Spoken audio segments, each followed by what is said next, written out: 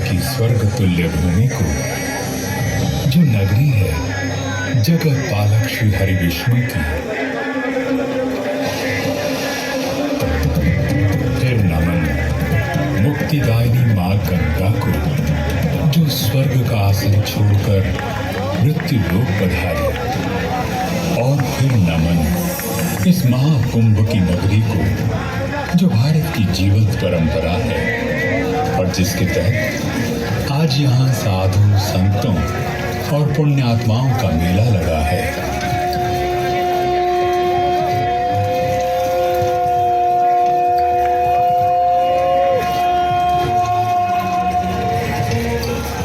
हरिद्वार हिंदुओं का श्रेष्ठ तीर्थ, महादेव की जटाओं से निकल दुर्गम पर्वतों से उतर माँ गंगा सबसे पहले इसी नगर में प्रवेश करती है। इसलिए महाकाव्य महाभारत में इस स्थान को गंग द्वार भी कहा गया।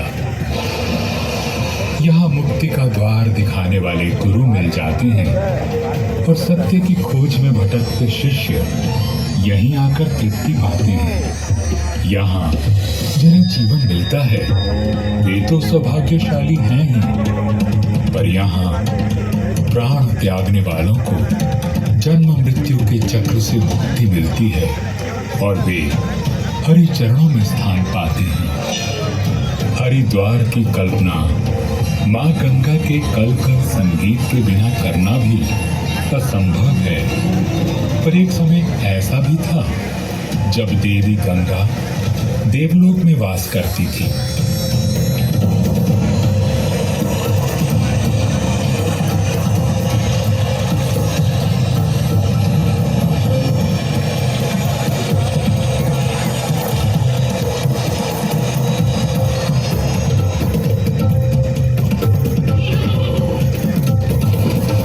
उस समय यहाँ कपिल मुनि का आश्रम हुआ करता था और हरिद्वार को कपिला के नाम से जाना जाता था।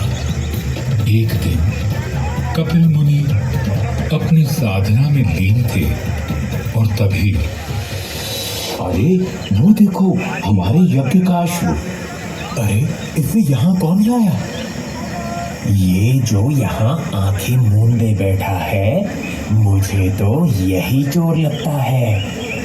अरे वो चोर, आंखें खोल। कौन हो तुम लोग और मेरी तपस्या में विघ्न क्यों डाल रहे हो? हम महाप्रतापी राजा सगर के पुत्र हैं। देवलोक जीतने के लिए हमारे पिता ने अश्वमेघ यज्ञ किया है, जिसका अश्व तूने चुरा लिया है पाखंडी। तुम्हारा इतना साहस कि मेरे ही आश्रम में आकर मुझ पर आरोप लगा रहे हो।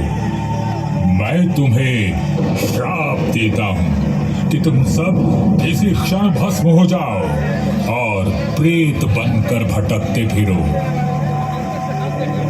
महान तपस्वी की क्रोधाग्नि में सगर के 60,000 पुत्र भस्म हुए। अपने पूर्वजों के उद्धार के लिए भगीरथ ने कठोर तप किया और ब्रह्मा से वरदान पाया। वत्स भागीरथ, मैं तुम्हारे तप से प्रसन्न हूँ और तुम्हें वरदान देता हूँ कि तुम्हारे पूर्वजों की मुक्ति के लिए गंगा पृथ्वी पर उतरेगी, परंतु स्वर्ग से आने वाले जल का वेग इतना होगा कि पृथ्वी उसका भार सह नहीं पाएगी और गंगा पाताल में चली जाएगी। ये सुनकर भगीरथ बहुत निराश हुए। पूरी सृष्टि में ऐसा कौन है जो गंगा के वेग को सह सके और उन्हें धरा पर उतारने में सहायक हो। तीनों लोकों में केवल एक ही था जो मानव जाति के कल्याण के लिए यह असंभव कार्य कर सकता था। महाकृपालु, महादयालु, महादेव। और अपने लक्ष्य को पूरा करने हेतु भगीरथ ने महादेव शिव की उपासना की।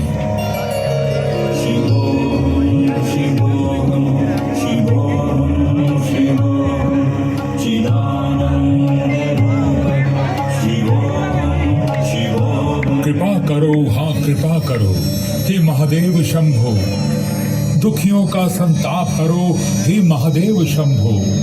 तुम सा ना कोई दानी है न उपकारी शंभो, आई हमरे सिर पे ये विपदा भारी शंभो। कृपा करो, हाँ कृपा करो हे महादेव शंभो।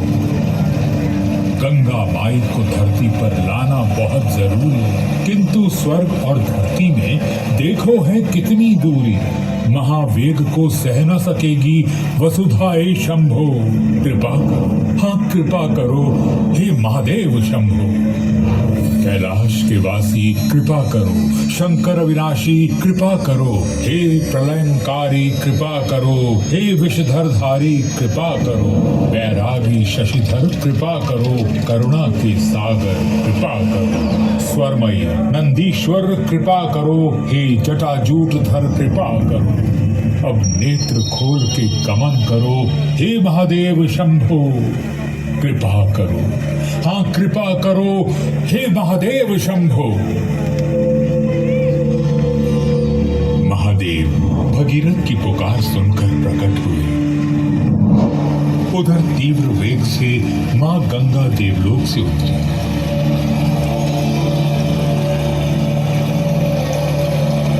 इधर महादेव ने अपनी जटाएं खोली। देवी गंगा उनकी जटाओं में समा गई।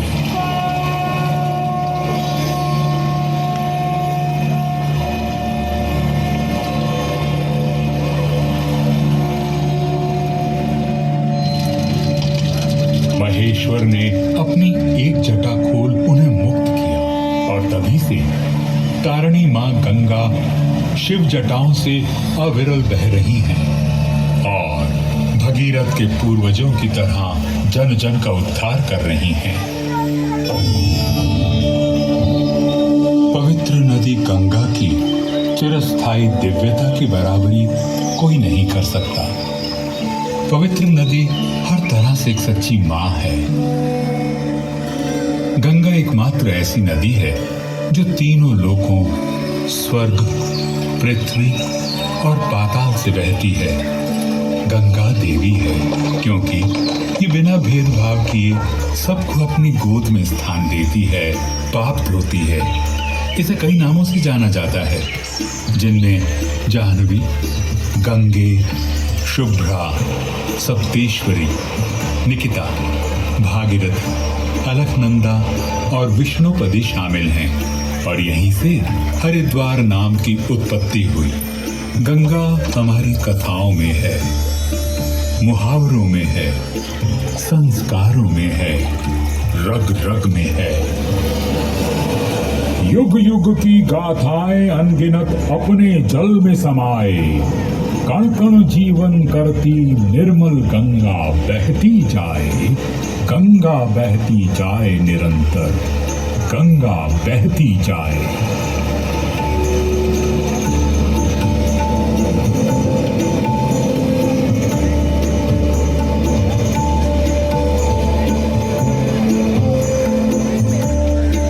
हरिद्वार की महिमा का क्या ही बखान करें। जो मानव यहाँ गंगा स्नान करके भगवान विष्णु की उपासना करता है, वह महापाप और सभी प्रकार के दुखों से मुक्ति पा लेता है। परंतु हरिद्वार एक और कारण से महत्वपूर्ण है। मानव जाति के उद्धार के लिए करुणामयी ईश्वर ने लीला रची और सत्कर्मों से विमुख हो चुके देवताओं को महर्षि दुर्वासा ने श्राप दिया। देवराज, आपने मेरा अपमान किया है। अपनी शक्ति में मद में देवलोकवासी इतने खोए हुए हैं कि उन्हें धर्म का भी बोध नहीं रहा। मैं महर्षि अत्रि का पुत्र दुर्वासा तुम्हें श्राप देता हूं कि तुम्हारी सारी शक्तियां जाती रहें, बल क्षीण हो जाए और प्रताप नष्ट हो जाए। इस अवसर का लाभ उठाने के लिए दैत्य राजबलि ने देवलोक पर आक्रमण कर दिया।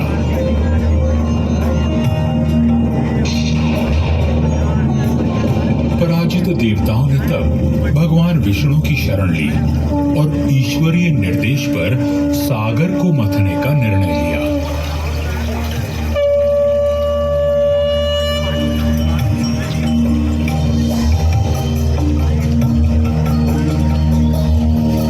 देवताओं ने असुरों से संधि कर ली और सागर मंथन की प्रक्रिया आरंभ हुई।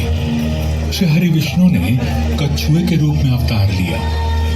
कूर्म अवतार की पीठ पर मंद्राचल पर्वत को मथनी के रूप में स्थापित किया गया तथा वासुकी नाग से नीति बनाई गई। एक ओर देव थे तो दूसरी ओर असुर। सम्मिलित शक्ति लगी। सागर में भयंकर उथल पुथल मची, भीषण नाद हुआ और मंथन की गति बढ़ी। अभी मंथन शुरू ही हुआ था कि चारों ओर हाहाकार मच गई। सबसे पहले हलाहल विष निकला,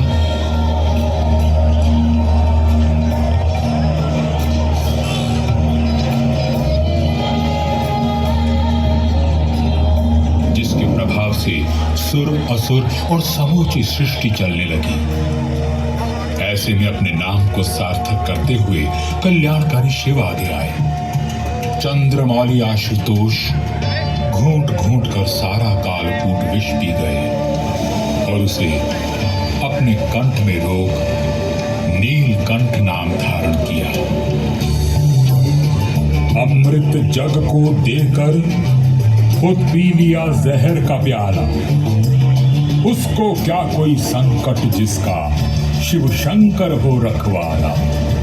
बोलो नीलकंठ की जय, हर हर महादेव की जय। ओ बोलो नीलकंठ की जय।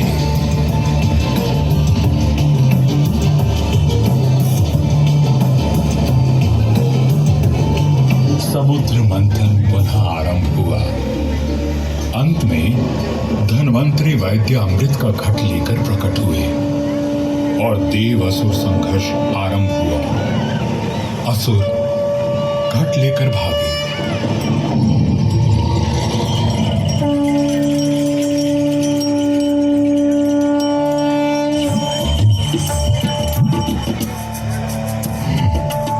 तब भगवान विष्णु ने एक युक्ति निकाली और मोहिनी रूप धारण कर असुरों के पास पहुंचे। अंततः देवताओं की विजय हुई और अमृत पान करके वे फिर से शक्तिशाली हो गए। परंतु इस सारे प्रकरण में एक विशेष बात और हुई। छीना झपटी में अमृत की कुछ बूंदें पृथ्वी पर आ गिरी थी, जिससे एक महान परंपरा का जन्म हुआ। अमृत जिन 4 स्थानों पर छलका, वहां कुंभ मेले का आयोजन किया जाने लगा। उन्हीं में से एक स्थान हरिद्वार भी था। नदी के तट पर आयोजित किए जाने वाले इस पर्व के 4 मुख्य स्थान हैं।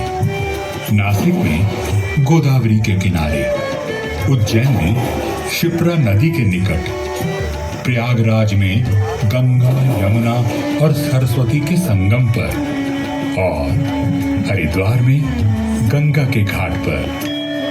हरिद्वार में प्रसिद्ध गंगा आरती हर दिन गोधूली के समय होती है और यह एक अविश्वसनीय रूप से मार्मिक समारोह है। सभी घाट फूलों की सुगंध और अगरबत्तियों की सुगंध से भर जाते हैं।